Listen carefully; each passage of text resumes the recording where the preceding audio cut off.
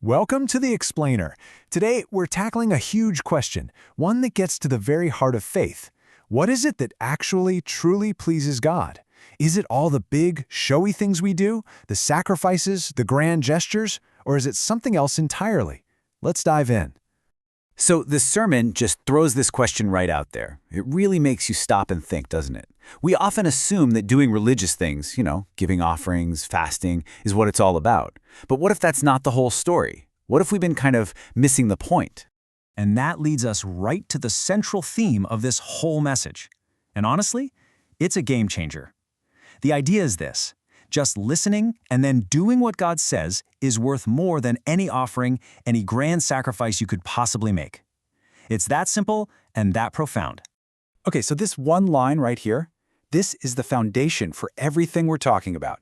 It comes from way back in the Old Testament. The prophet Samuel says this to King Saul.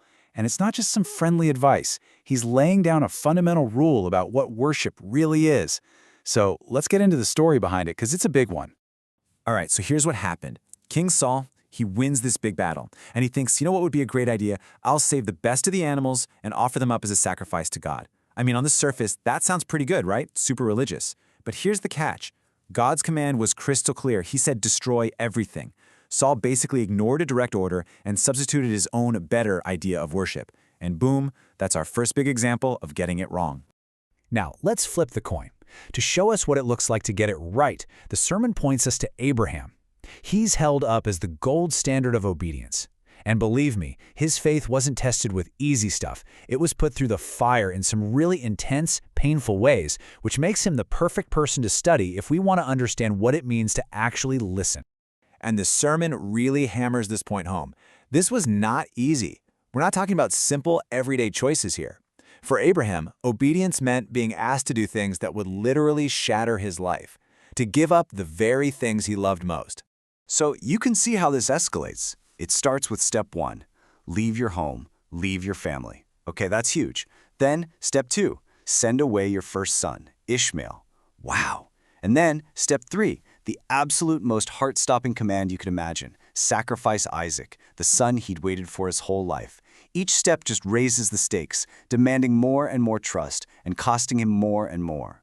And this is the way the sermon puts it. God basically says, give me the thing that is dearest to you.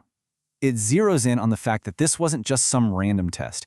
It was about the one thing, the one person that meant everything to Abraham. Can you even begin to imagine the weight of that? The cost of that yes? And here's the big takeaway from Abram's story. That incredible title he gets, Friend of God. He didn't earn that by bringing the best sacrifices or giving a bunch of money. Nope.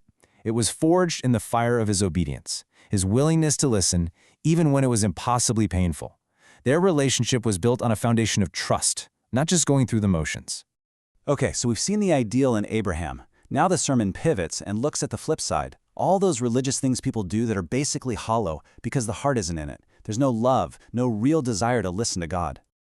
And this verse from 1 Corinthians just nails it. The Apostle Paul basically says, you could do the most extreme things imaginable, give every single thing you own to the poor, even let your body be burned.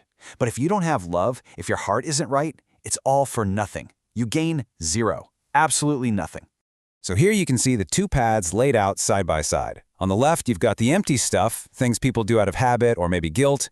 On the right, you've got the real deal, worship that flows out of a heart full of love, a genuine desire to listen, and sincere obedience. It's a pretty stark contrast, isn't it? The sermon doesn't just stop there.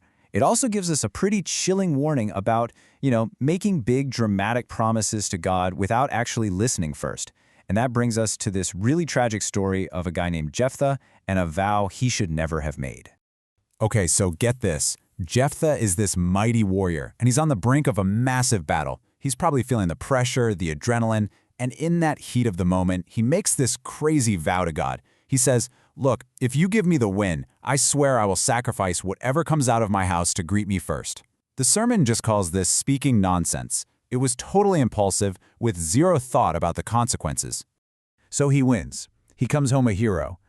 And the first thing he sees, the first person to run out of his house, dancing, playing a tambourine, so happy to see him, is his daughter, his only child. Just devastating. And the point this sermon makes here is just heart-wrenching. God never wanted this. This wasn't something he asked for. Jephthah, in his own mind, thought he was making this grand gesture, this incredible sacrifice, but he just created a tragedy. It's this perfect, awful example of what happens when we direct our own worship, instead of just listening. So this all leads to a really important question, right? If we're not supposed to just follow our gut feelings or our own bright ideas or just do what's always been done, then who or what are we supposed to be listening to? Well, the sermon gives a pretty clear do not listen list. It warns against things like sorcery, astrology, and even just following your own heart. The idea is that these are all easy outs. They're the side roads we take when the main path, just listening to God, feels too hard. Or maybe when we suspect we're not going to like the answer he gives. And that's really the why, isn't it? Why do we look for these alternatives? It's because real obedience, well, it's often really, really hard. It can cost you something big, just like it did for Abraham. And a lot of the time, listening to the world, or just listening to ourselves, feels so much easier. It feels safer. Then the sermon hits us with this quote straight from Jesus. And it's such a direct, piercing question. He asks, "Why do you keep calling me Lord, Lord, but you don't do what I say?" It really gets to the core of it all. The word Lord means nothing if we don't actually live like He's in charge. It's just an empty title without obedience. In this verse from the prophet Jeremiah kind of sums up the entire deal. It lays out the relationship as a two-way street, but with a condition. It's basically, obey my voice, and then I will be your God. The whole connection, the whole relationship, depends on our choice to listen.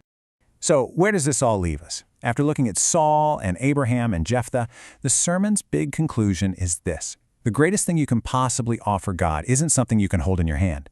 It's not external at all. It's internal. It's the act of handing over your own will, your own brilliant plans, your own desires, and just choosing to listen and do what he says instead. And that's where the sermon leaves us, with a question. It stops being about history or theology and becomes incredibly personal. It turns the spotlight right back on us. After all this, the final question is this. What's your Isaac? What's the one thing that is dearest to you? What would be the ultimate test of your obedience?